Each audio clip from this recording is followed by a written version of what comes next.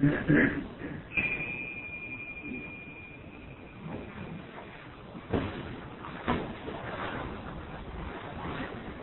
you. Welcome. Is with us in the center.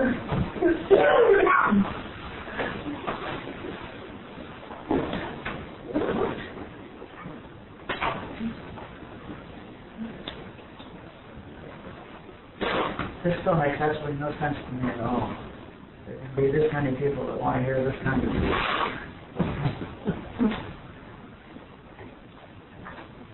Any questions about anything from last week?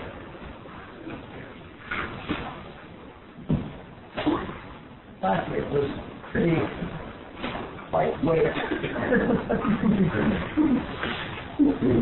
This week, we get started. And I think we will just jump right in.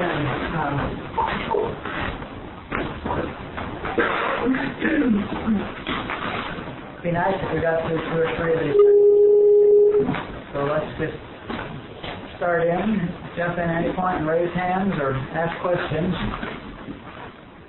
We're not in a hurry, but I'm in a hurry.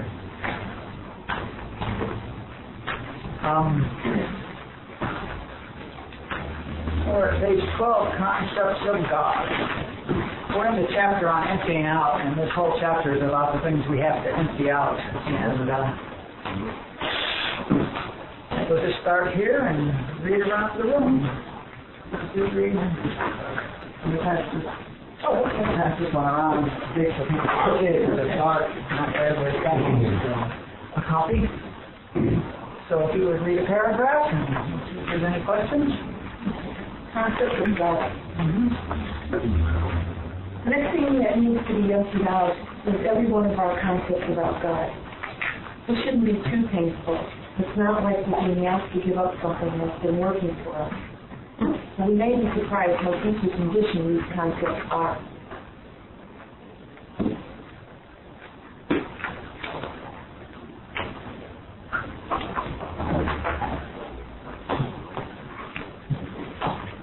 Historically, humanity's concept of God has reflected the current level of human consciousness. If we look at concepts of God, if we look at how concepts of God have continuously changed as human consciousness has developed, we can conclude that there's no reason to think that we've arrived at any ultimate true concept of God.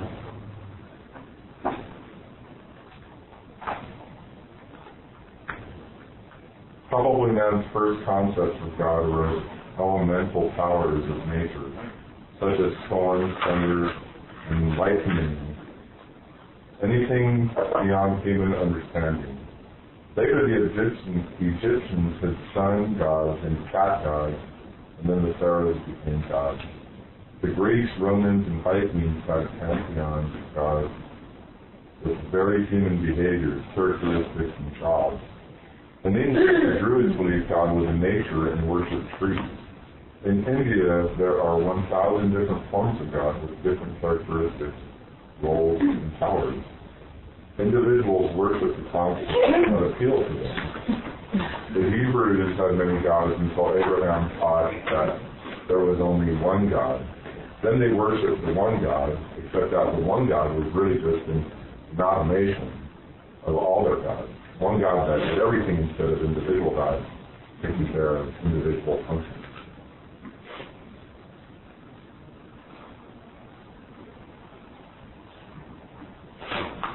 Gradually, human consciousness has become more sophisticated, and our concepts of God have reflected that. We've gotten away from punishing gods that killed our enemies or delivered floods or plagues. The gods that frighten us less. We've had gods sitting on clouds, gods with long white beards, gods hanging on crosses. We've moved on to gods that are one or two steps above Santa Claus, available perhaps to fulfill our needs if we're not naughty.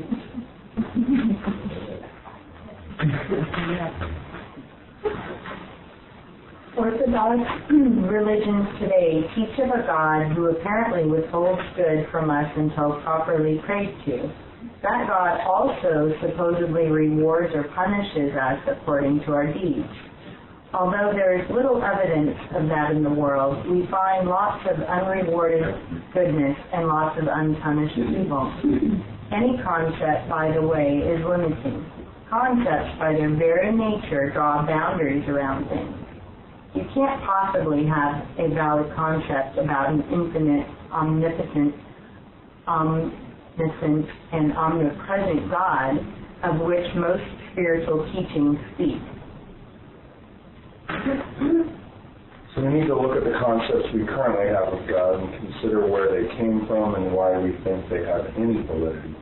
False concepts of God, and every concept of God is false, have to be emptied out to make room for the understanding we are seeking. Concept of prayer. Let's pause for a minute. Let that settle in and see if there's any reactions or comments or criticisms or questions or...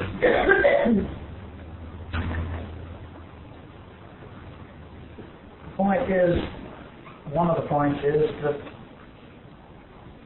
the human concept of God has been a progressive concept of God that has developed as human consciousness has developed and become more sophisticated.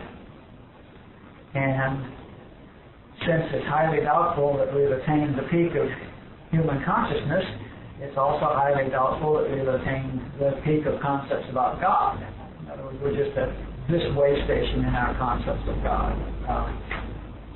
So that's one point. There's no reason to think that any concept of God that any church teaches today, if they teach concepts of God, is valid. Just because 100 years from now or 1,000 years from now, everybody will have moved on and the concepts of God will have moved on as they always do. Does it seem like the most reasonable thing is that you perhaps identify the concepts of God you have that are not working for you, not serving you, causing you problems, obviously limiting you? Any concept of God is doing that. Now, the thing to look at now is look at your concepts of God and take a look at your life and take a look at the world and see if they're true. You know, look around you and see if these concepts of God that we've been conditioned with are true. See if that's what you experience in your life. And the whole reason the infinite way happened is because when Joel was traveling in Europe in the very early 1900s, he was looking around and he saw all the poverty and all the problems that were existing in Europe at that time. And it became apparent to him that there was no God that was operative in any part of that world, anywhere in that part of the world. You know, and the only sane conclusion was that there was no God at work there, because people were starving and dying and on and on and on. You know, I mean, the great majority of them. So he concluded that there was no God operating there, and began his quest to find out whether or not there was a God, and if so, why wasn't it operating there? And that sort of, by the way, is what this book is a lot about. So that's the starting point. You know, the gods that we hear about in standard organized Orthodox religions is obviously not happening anywhere. Great. What about karma?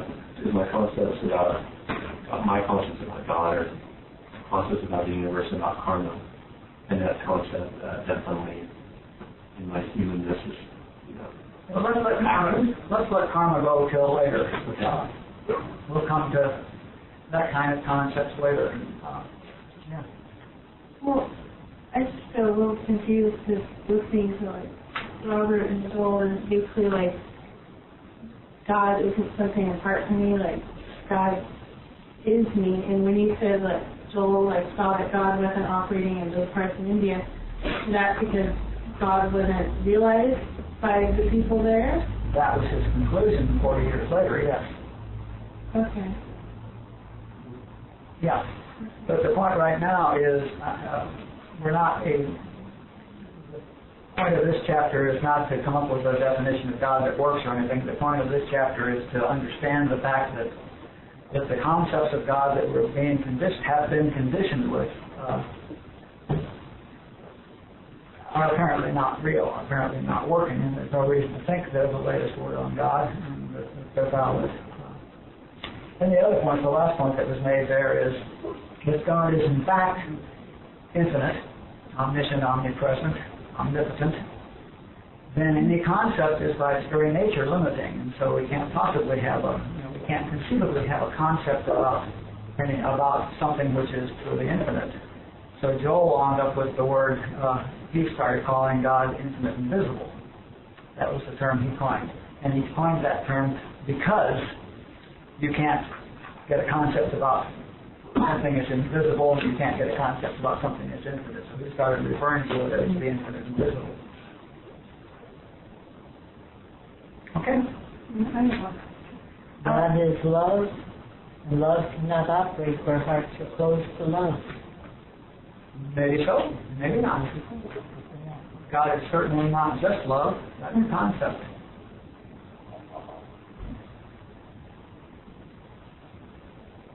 Yes? Working with newcomers,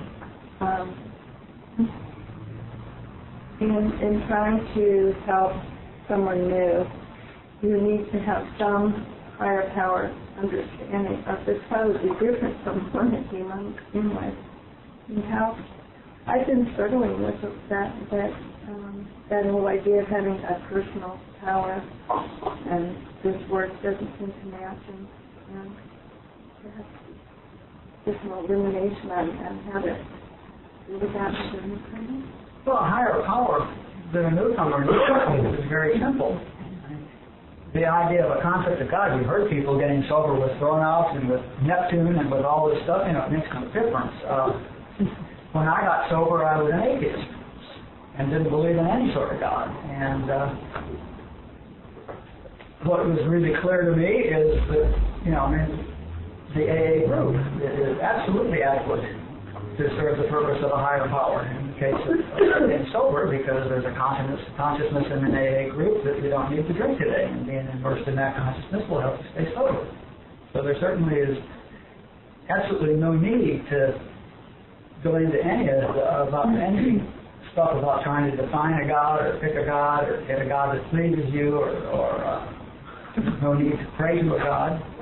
I got sober absolutely with no concept, with no God and no praying to God. Never have had a God I could pray to in this life. Yeah. Since I saw the hypocrisy of the church I belonged to when I was 14 and walked away, the only prayer I've had ever since is thanks. Well, it's twice in the big book it says God as I then understood him.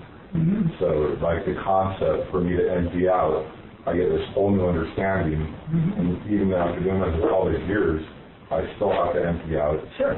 And my concept now of God is unexplainable, but it's still a concept because it's in my right. human consciousness. And that has to go too. Right. So I couldn't even say what it is, but it still needs to be in.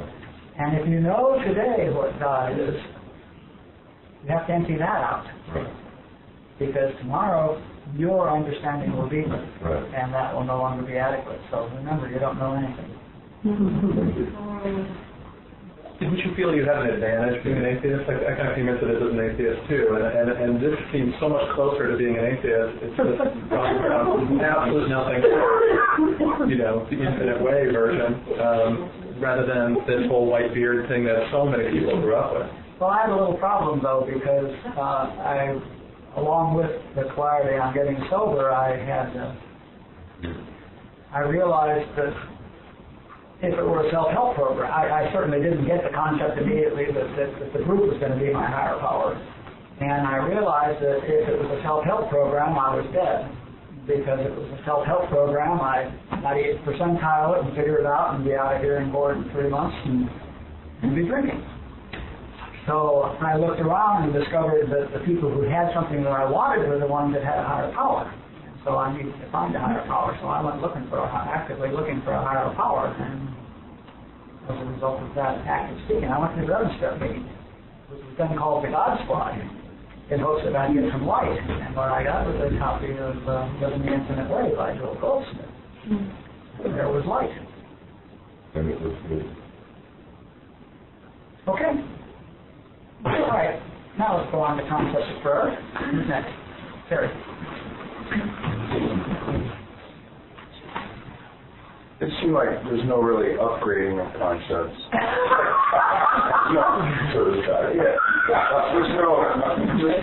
There's no real improved humanhood either. No, there is though. Well, yeah, there is. There is improved humanhood, but it won't work, and there is upgrading concepts of God, and they'll fail you, and there's upgrading your concept of prayer, but it'll fail you, you know, but we can get better, we can get more sophisticated. Susan, my sponsor, who was so wise, you know, I have no idea how wise she was. She used to look at me and says, oh, let them believe anything they want to is God. If it isn't, it won't work, don't worry. The universe is absolutely self-correcting, you know. Things that aren't right won't work. And you'll discover it.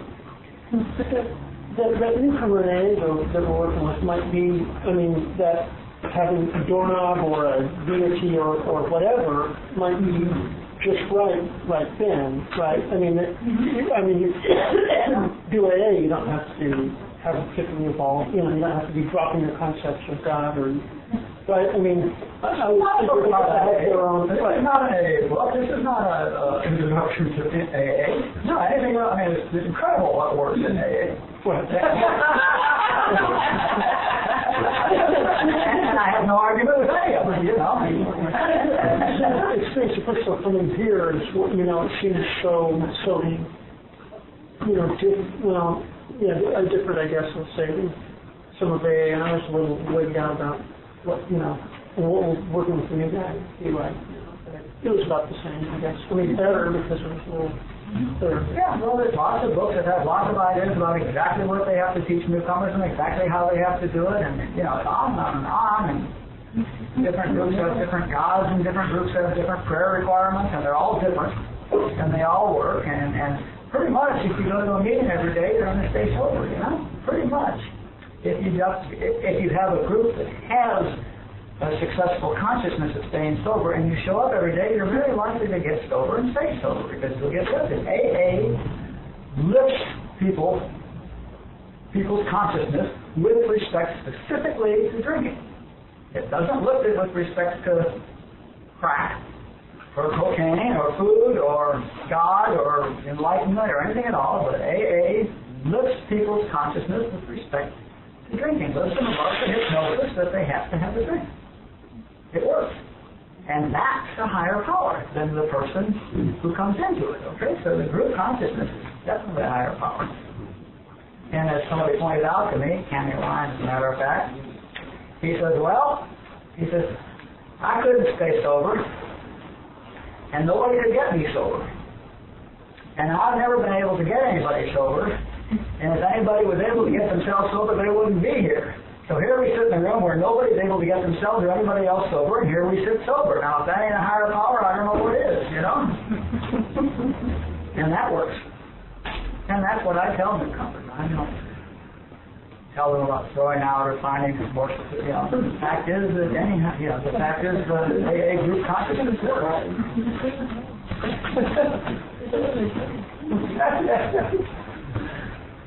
He may not have the Tennessee accent. Go ahead, Sherry. Concept of prayer. Our concept of prayer is closely related to our concept of God, so we'll have to go to the Leelaa. The quick look at the efficacy of prayer reveals that we are giving up nothing while making room for sustenance. Prayer has changed over time, keeping pace with the current concept of God. Originally, mankind was probably just scared to death of the natural powers that appeared to happen in India.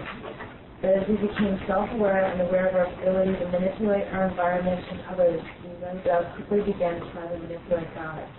We developed an unending list of ways of attempting to influence God to do what we wanted. Dancing, drumming, chanting, including chanting the names of God. Sacrificing animals, doves, virgins, slaughtering enemies, housing our gods, butchering, burning incense, drinking holy water. We take first vows our parents, our children, starving children. World peace, the annihilation of evil. During World War avail. During World War, look at that list and see if any of those things were working for those people. I have money, you can start sacrificing animals. I said, I'm going to have money, you can start sacrificing animals. Yeah, thanks for the word. I don't have any virgins anymore.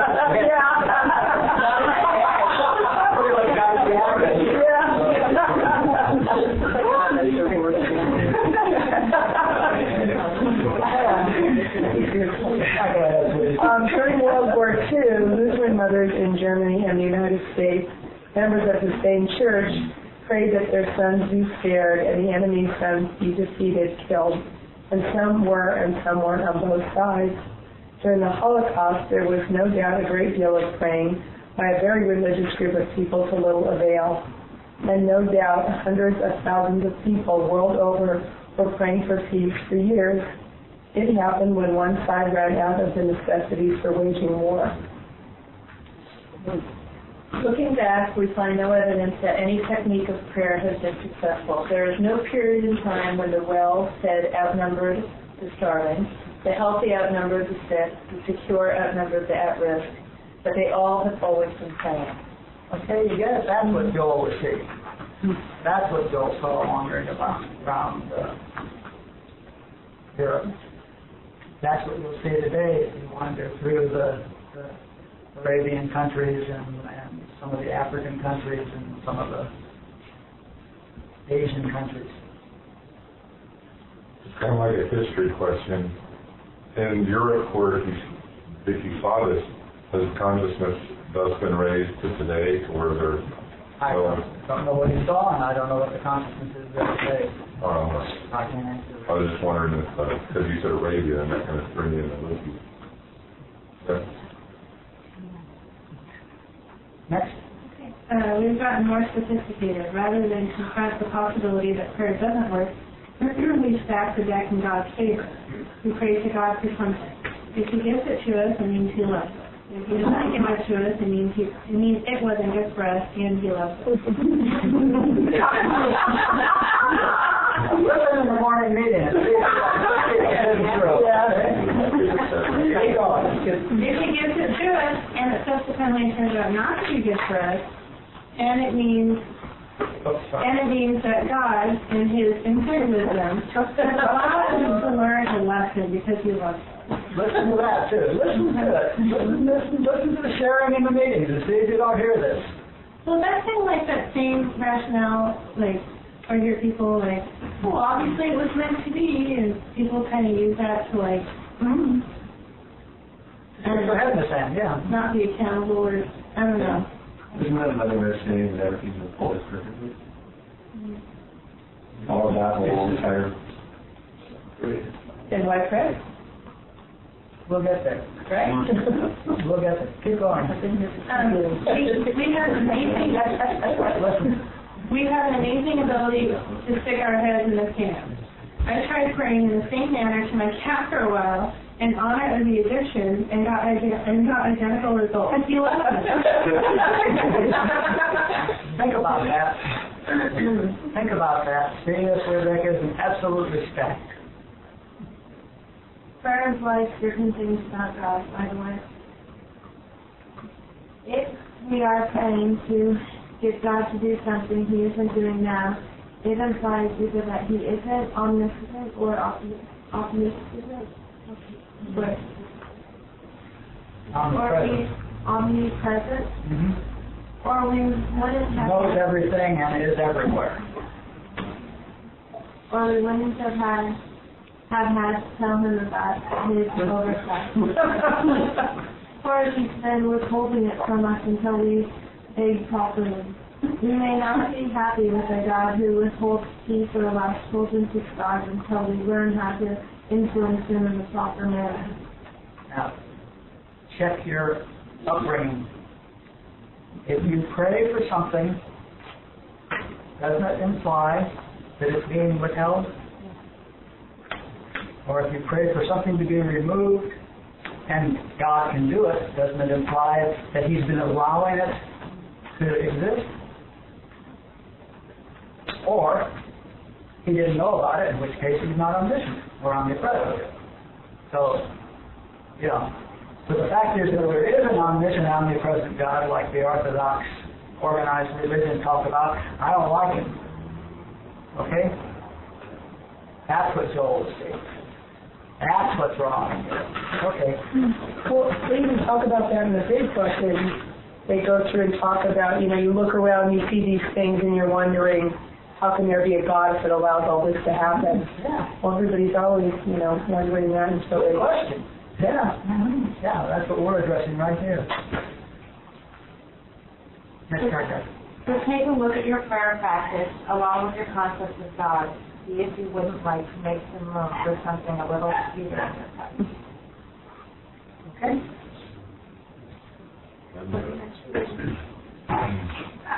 Everybody okay with that? I don't mean okay in the sense of accepting it, but now is your chance to fight. Yeah. I've just been noticing, trying to, empty out a little bit, and it's scary, when you've been praying for so long one way, and you don't know what works and what doesn't work, and you're trying, I don't know, I get a little, when I'm praying, instead of watch over my family, it's well, thank you for my family. It's I cannot not pray. It's kind of weird, and it's I meditate, but I feel like I need to pray also. I don't know. It's just Yeah, and that's a real concern, and it certainly is something that we all deal with respect to every area that we grow spiritually. This whole emptying out process is not a joyride, okay? Because you have to empty out before you get the new.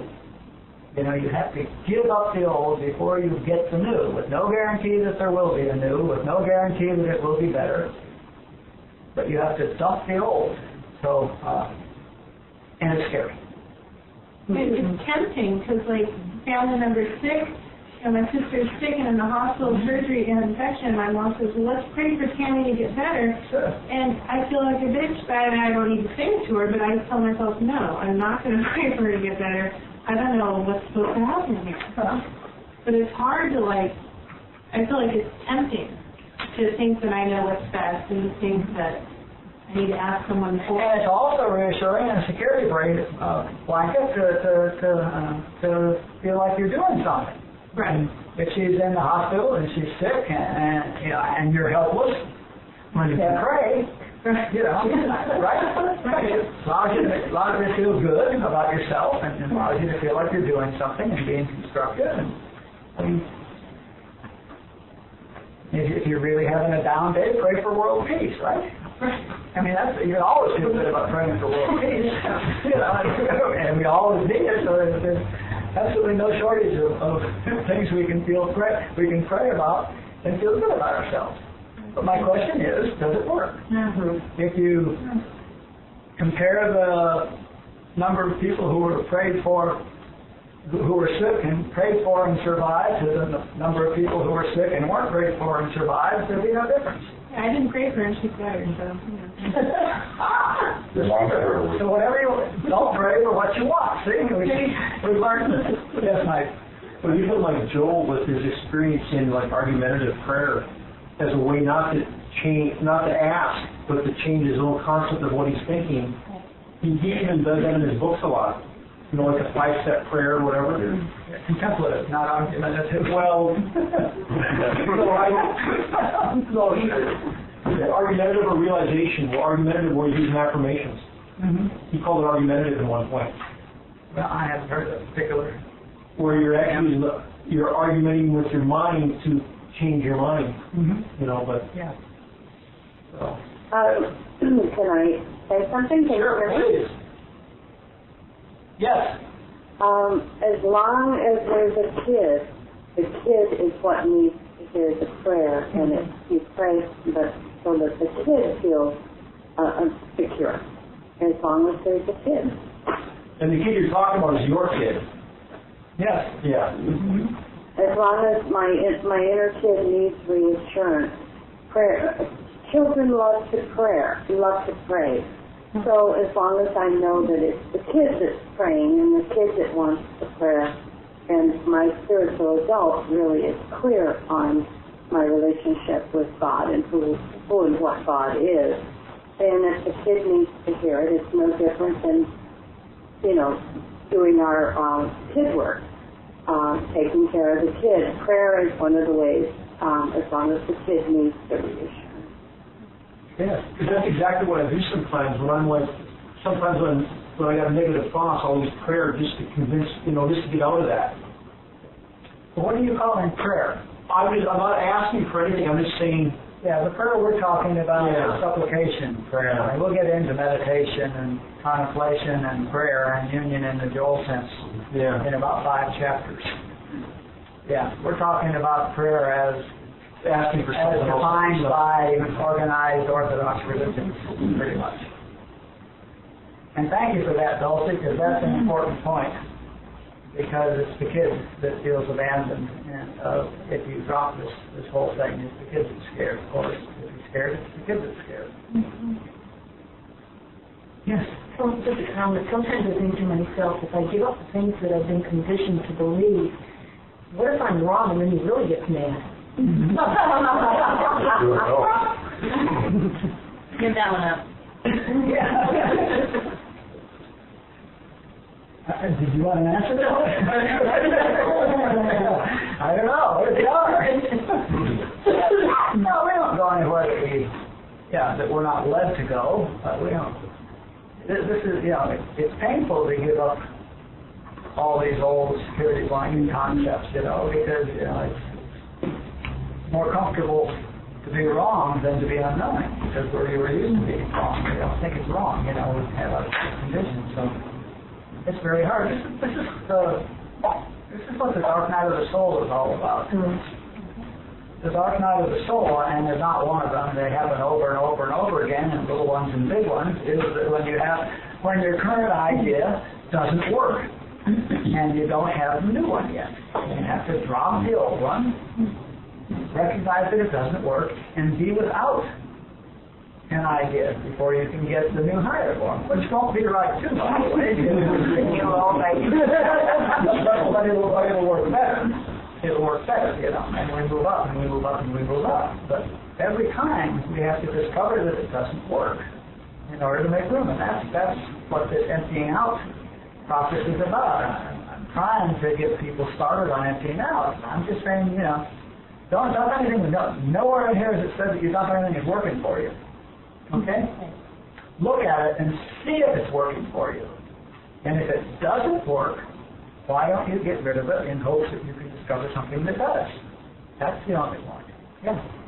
Why is it that so many people have these false beliefs and that they seem like, I look at some people in organized religions and they seem so sure about what they're teaching and will do almost anything to teach other people about this belief. And they seem almost like led, by God. But if it's not true, if it's false, where do they get this from? Well, first of all, it's all incredibly deep human conditioning is going on for lifetime after lifetime after lifetime. I remember my mother, when I was 14 and told her I didn't want to go to church anymore, her comment was, I forget what the number was, 500,000 people can't be wrong, talking about the 500,000 Christians. And I said, well, what about the 2 billion tourists? And she said, oh, don't worry about them. Right? So, she's right. She wants to bring her son up right. She has the same thing she has, although she may not be hysterical about it. She's convinced she's right and is willing to be blind to any contrary evidence or absolute logic. The fact that there's 2 billion against 500 million can't be assimilated into her mind because she has to hold a position. And the more people I can get to agree with me, the surer I feel that I'm right. It has nothing to do with rightness. It has to do with me wanting to fortify my position.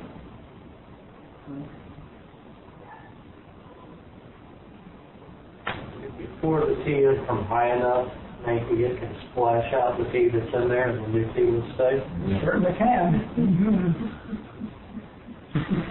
Very few people have answered that. last week I was asking about the tea. I understood at the end of that emptying out process happens even when it doesn't feel like it. But you gave a metaphor that was very helpful, which was a lens on a camera. Looking through a camera lens, wiping it, then what is clearer. And I don't know if it helps anyone else. That was a more helpful metaphor, really helpful. Actually, the process is, it's not that we're emptying out the teacup in order to make room for more tea. It's that we're emptying out the teacup because when we empty out the teacup, we get to see what is. The problem is not that we need to replace bad ideas with good ideas. The problem is that we need to stop them. We need to replace all the concepts.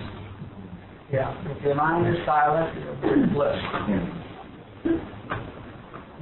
You're going to reading Joel. I still had enough getting here that I felt compelled in AA conditions to keep praying. The only prayer that worked was show me the truth. Mm-hmm. Show me the truth about this. Mm-hmm. And if people would ask me to pray for them or others or whatever, I would just pray that they feel the peace of God. And show me the truth as a request of your higher self, which is what revealing itself to you and bringing you along this path, is not an absurd thing to do at all. That's a statement of what's going on and an affirmation of intention, and it's quite appropriate. Show me the truth about this is always a reasonable thing to say. But be aware of who you're praying to. You're not praying to some God off on a cloud somewhere.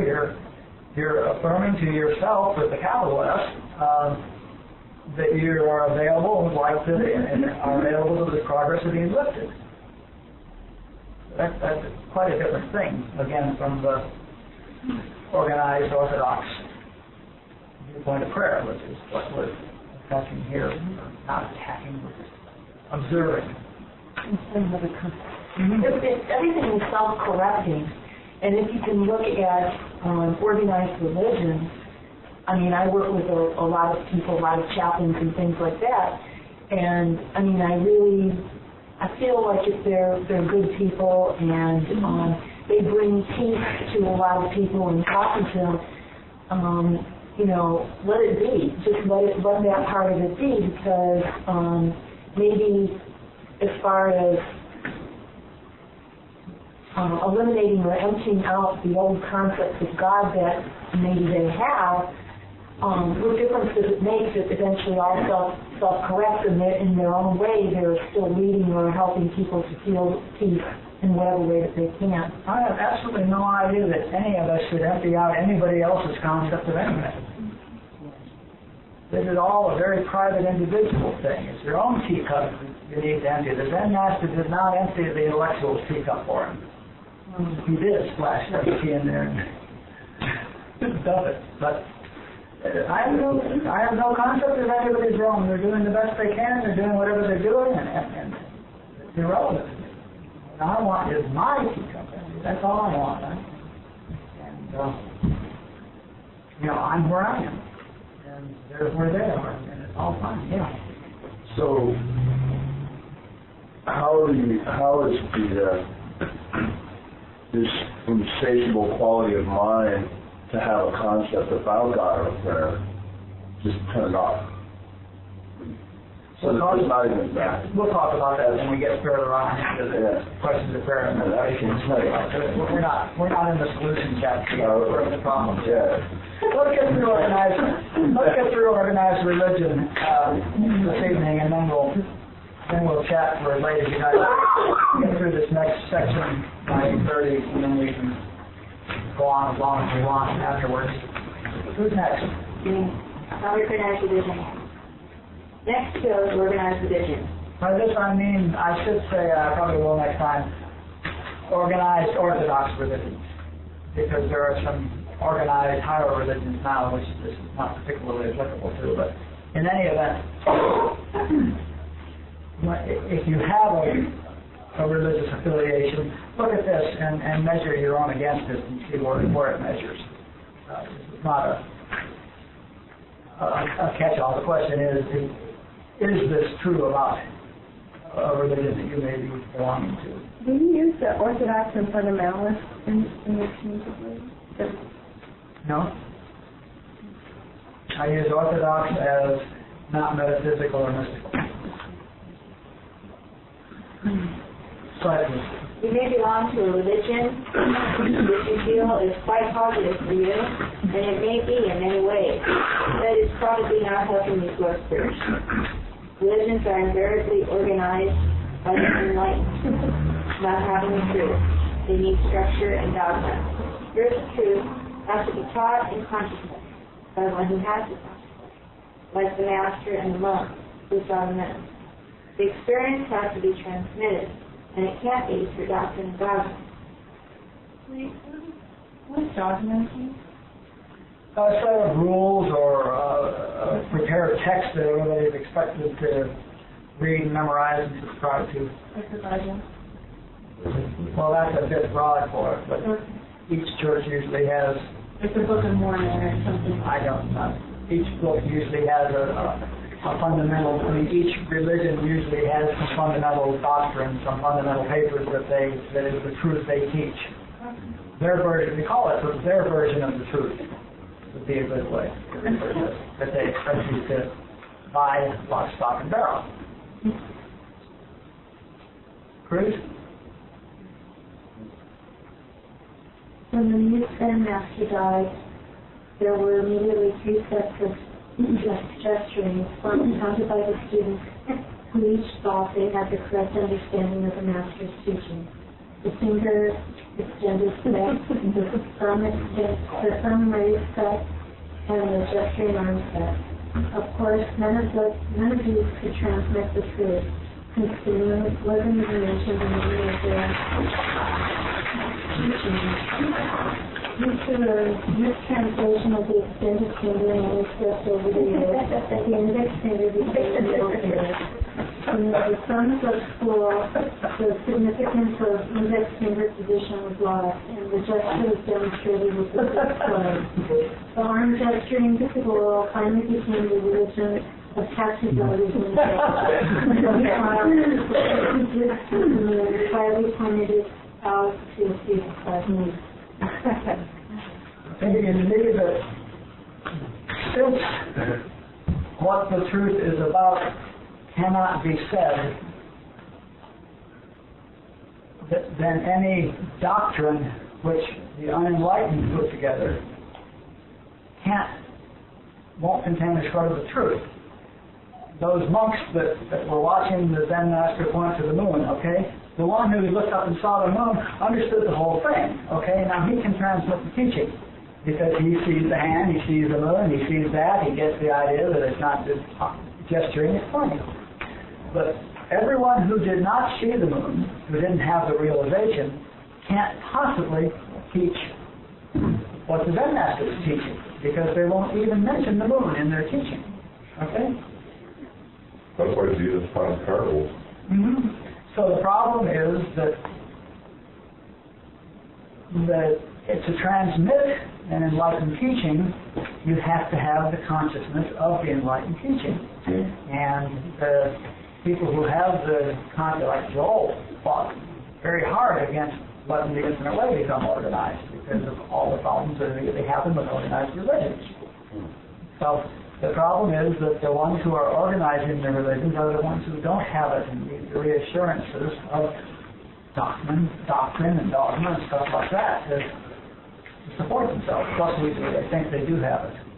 I'm sure all 3 of those gesturing schools were sure they had the right interpretation of what the master was doing. And we're wondering why he didn't say so. Go ahead.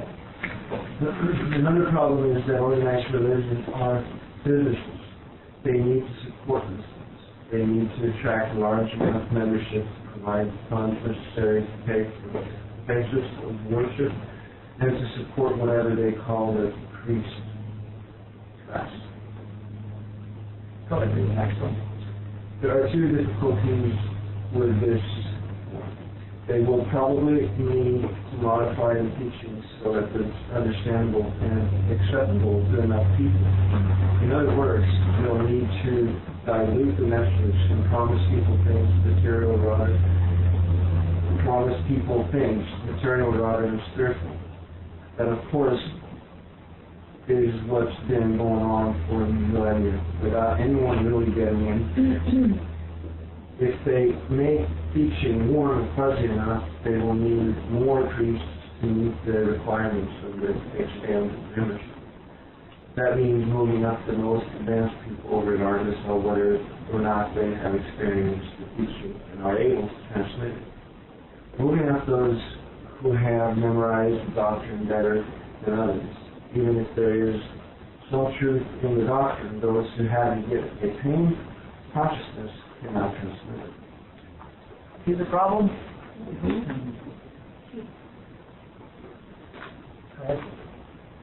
Another difficulty is that most Orthodox religions do not encourage you to, or teach you how to have your own direct personal experience of truth.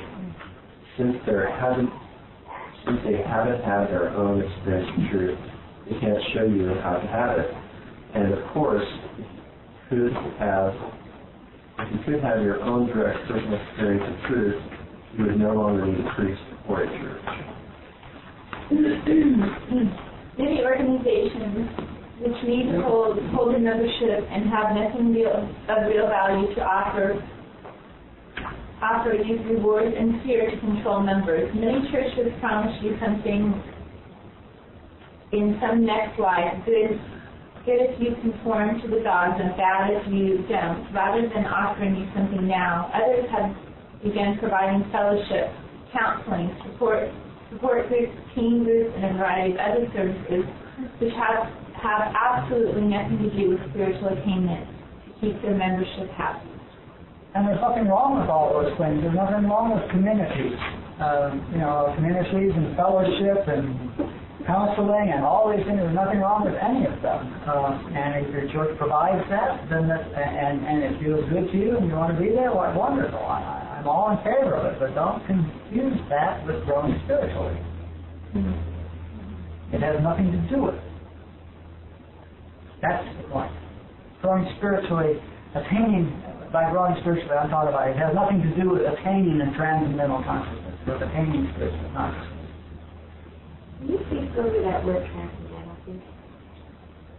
Transcendent. A consciousness which transcends is what it means, and a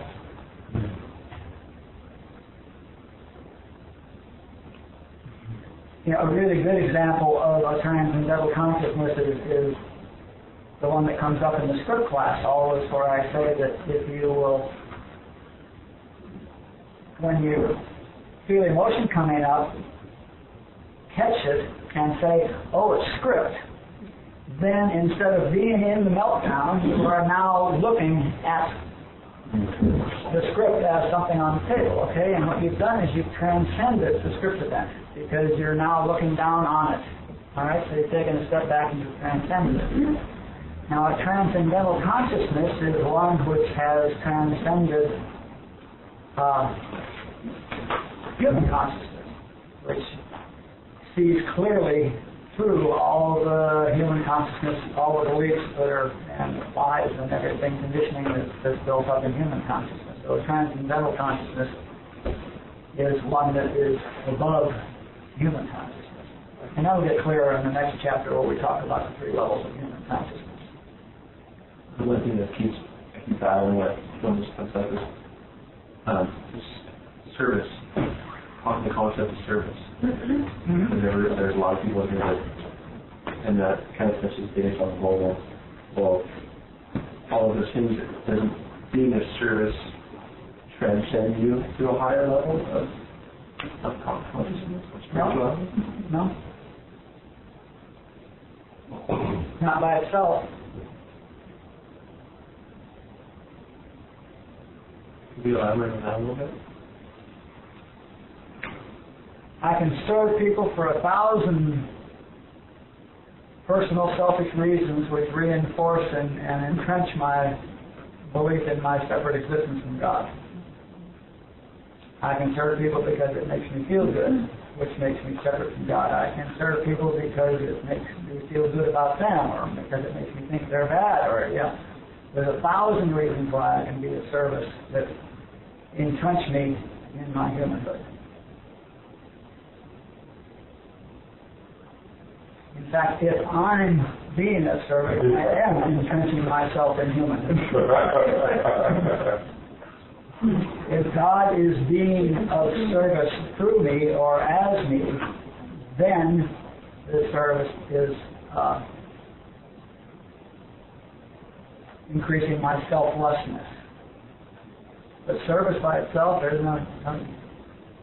That is one of the yogic paths. Karma yoga is about being of service, and there's lots of yogic paths that talk about being of service, trying to get people outside of themselves. And as a discipline, as a strict spiritual discipline, it might result in some spiritual growth, but in general, it's soothing. I'll give a great example.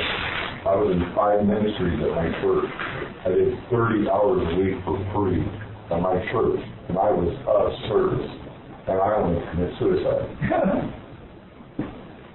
What an example of someone who was being of service, when you're talking about that at the very end, like the karmic yoga kind of would be like Mother Teresa. Yeah, I mean, I don't know. Service as a way of expressing herself as God. That was clearly moved by God, and that was God acting as Teresa, that wasn't Teresa. Right. And that was a selfless role. So that would be an example of what he was. But she was of service because she had grown spiritually, not in order to grow spiritually. Although I'm sure the experience of being of service at that level increased her, certainly accelerated her spiritual growth. So it certainly can, but it's not necessarily, they're not hot-wired. Like, Spirits is something. in fact, I tell people, selfishness is the indicated thing at the start of this path. The thing you want to do is work on yourself and work on yourself and work on yourself spiritually. Your spiritual disciplines would help you grow spiritually, because as you grow spiritually, those who come around you will grow spiritually, and the greatest service you can do is by increasing your own consciousness, because that affects all the people that come around you.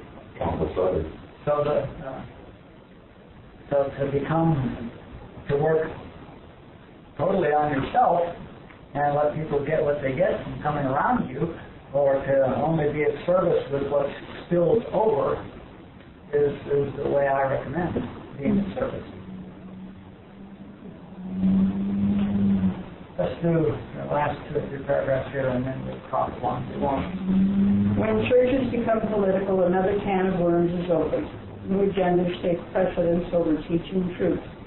Also, churches which have fallible, unenlightened leaders giving teachings which are claimed to be infallible bring their organizations into positions from which they can't extract themselves.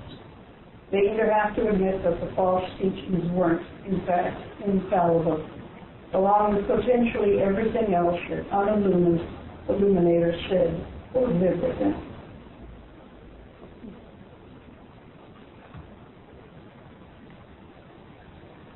The point, by the way, of developing your own spiritual consciousness is to have your own immediate, intimate, personal experience of truth.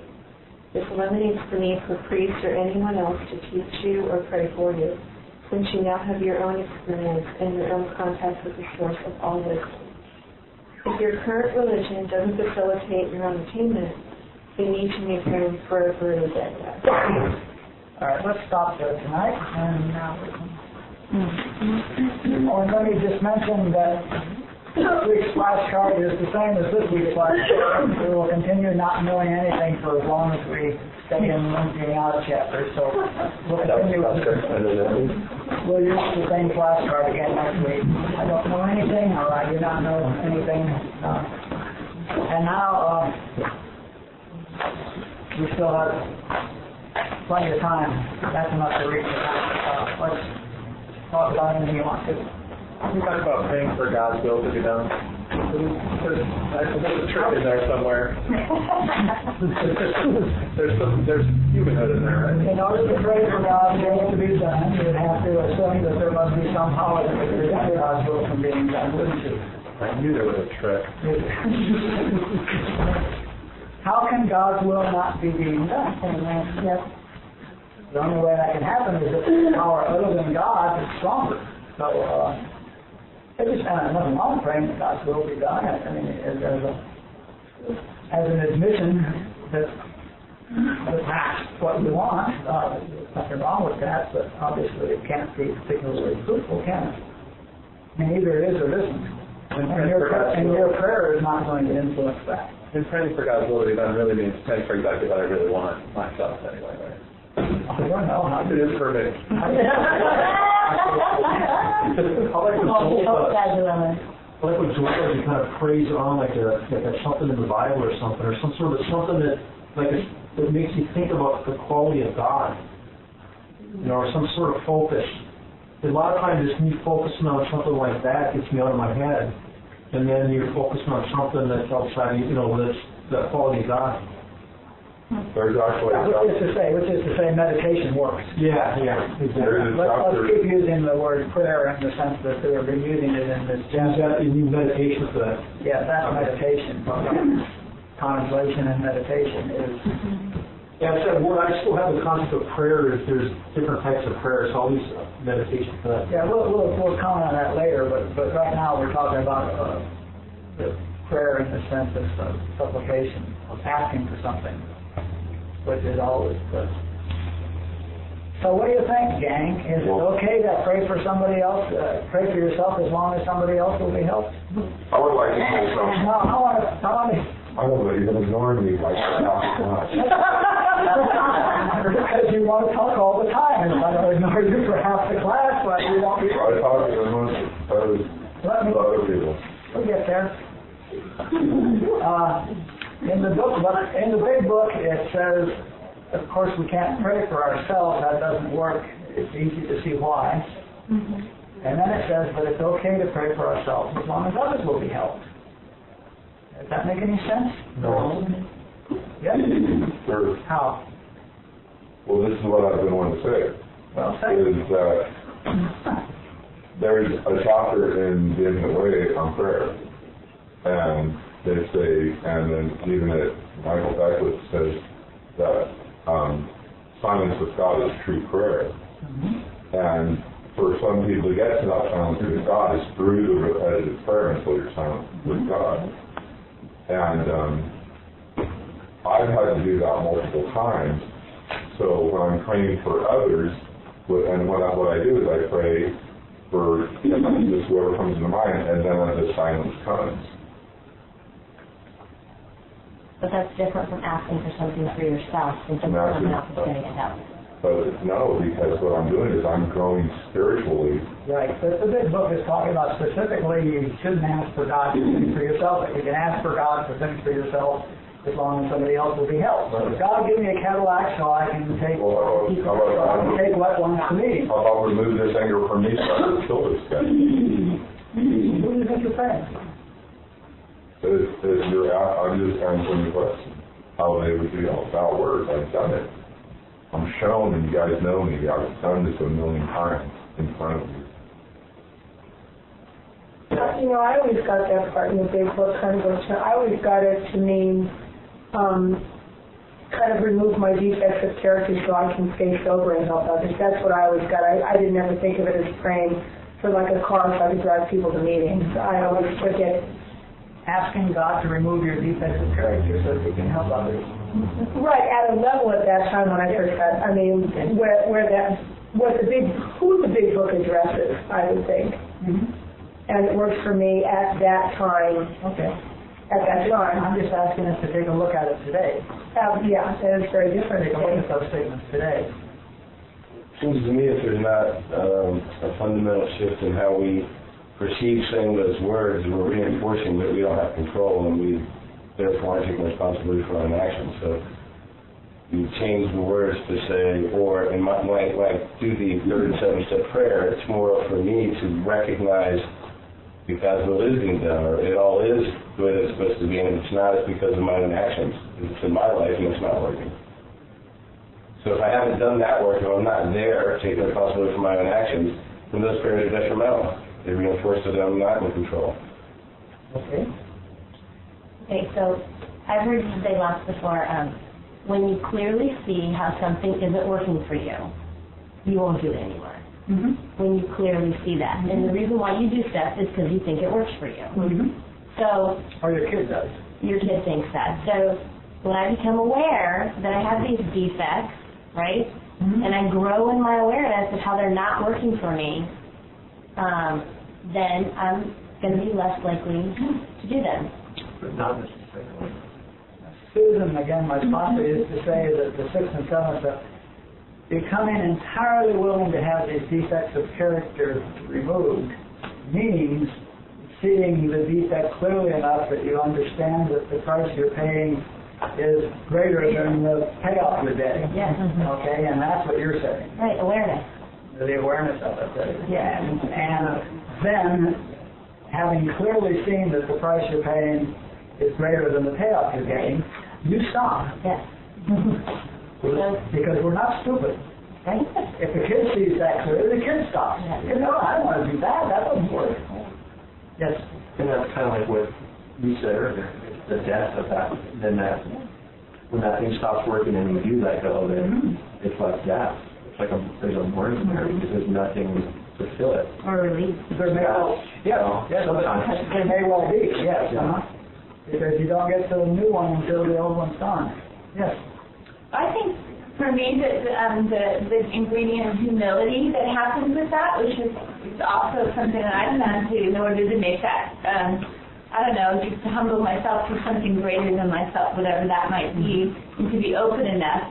Like the little self kind of dies with that, like the dying of the little self, like, oh, you know, to be surrendered, I guess, and humbled enough to be able to be receptive to something else other than my ego, I guess, or my little self. Seems to happen with that part that you're talking about, this is the seventh, or, you know, humility.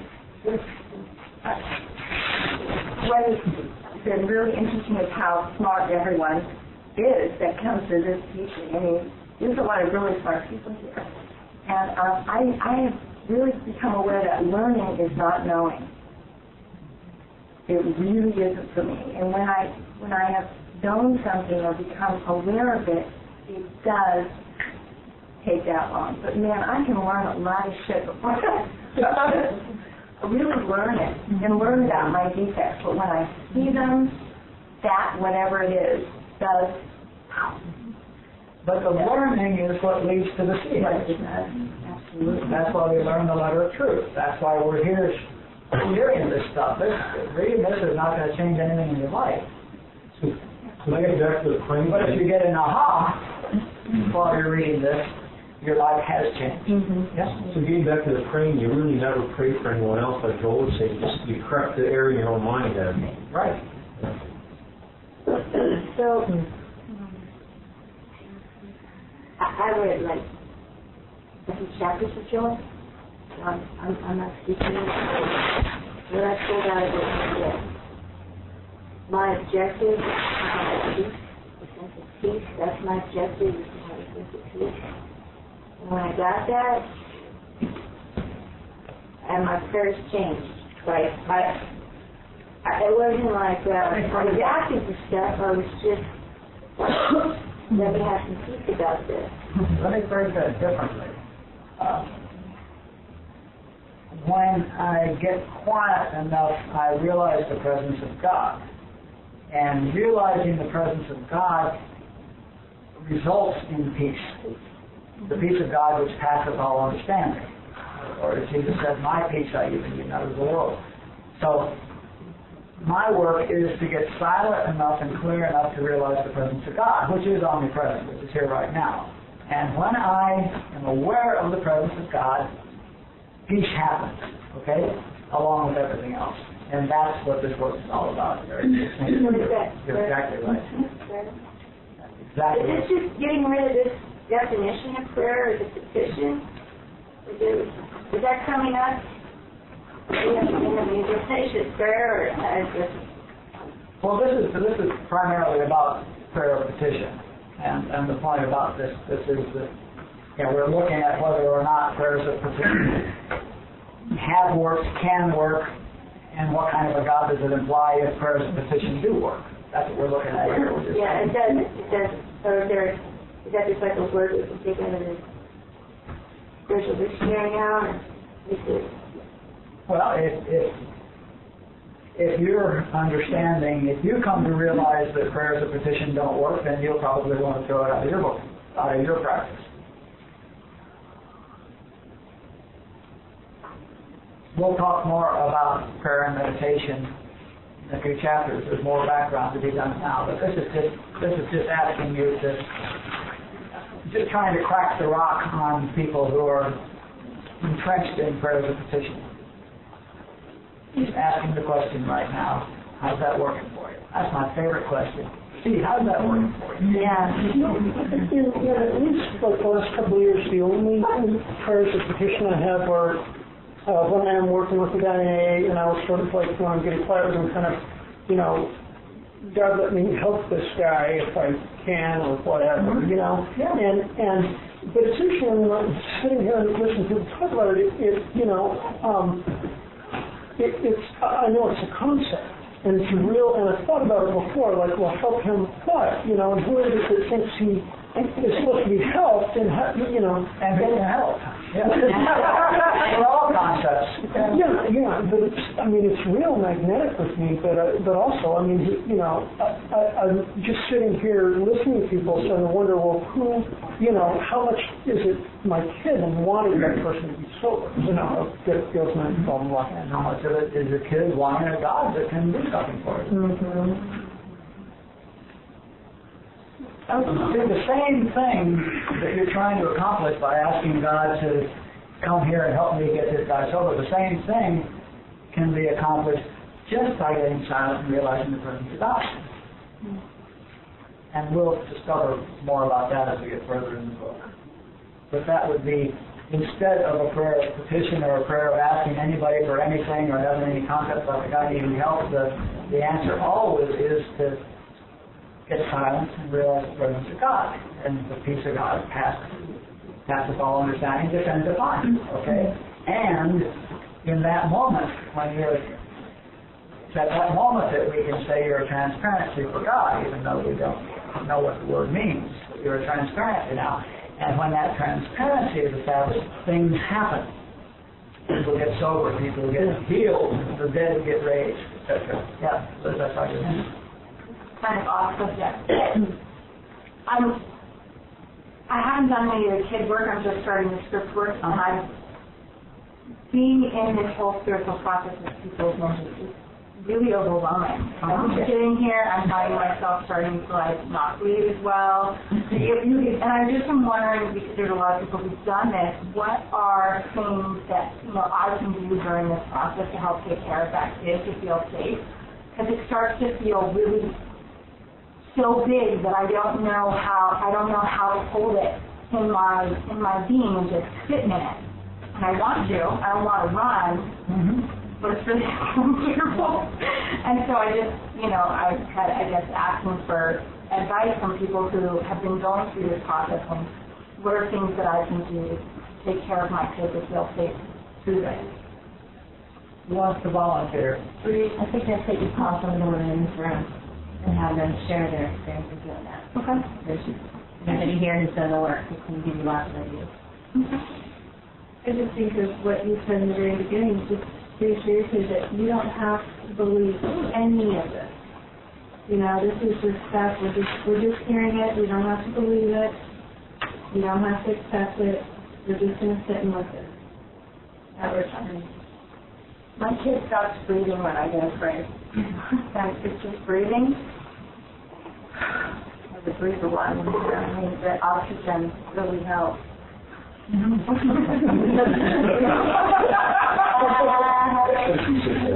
Well, it's the yogic for aphorism. This is really true. The mind controls the body, but breath controls the mind. So take 10 deep breaths and your mind gets quiet and your kid relaxes because your kid's in the body. So that does work. Any suggestions, Elsie? Just do what creates the least amount of separation between you and God. Yeah.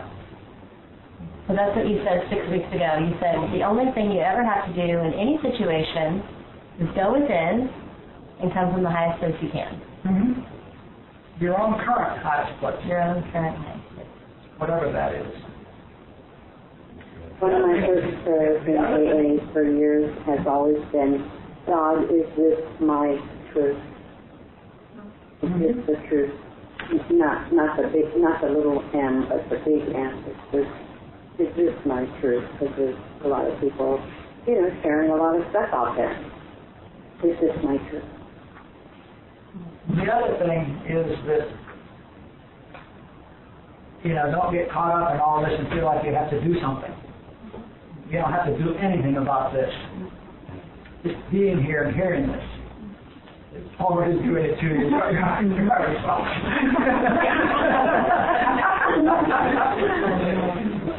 You're in this consciousness. You're in this group. You're in this consciousness. And already everything is getting stirred up. And you couldn't possibly be here if you weren't ready. That's another guarantee. And if you don't do anything,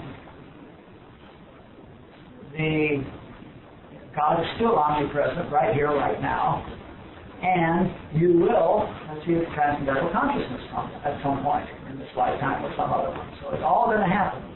So you don't have to do anything. So relax and cut yourself some slack and focus on the script homework right now, and then do the kid group and focus on the kid homework, and just keep coming in here and sitting in the consciousness. And don't feel like you have to do anything. There's nothing to learn, no quizzes. You can work on this. You can work on the flashcard, which is I don't know anything. That's a positive. That's a positive. Okay? Thanks. Yeah.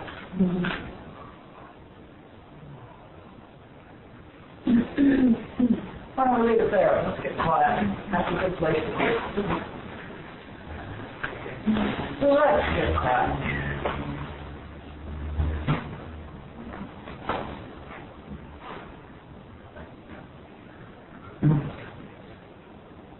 Any of you can call me. I'm home most every day. I would prefer it unless you're in a state of absolute meltdown if you didn't call before 6 a.m. or after 8 p.m. But call me and or call anybody in this room and you can get lifted because the people that are doing this work can lift you. If you just reach out and touch somebody, they can lift you out of your fear. If you're in fear, call somebody, reach out. The only thing you don't need to do is sit in fear ever. You can always get lifted out of fear, even if you can't lift yourself out. So call me or call somebody and get help. This first chapter sounds so innocuous, emptying out, how sweet. And it's very scary and very hard. And it's not going to happen while we're doing it.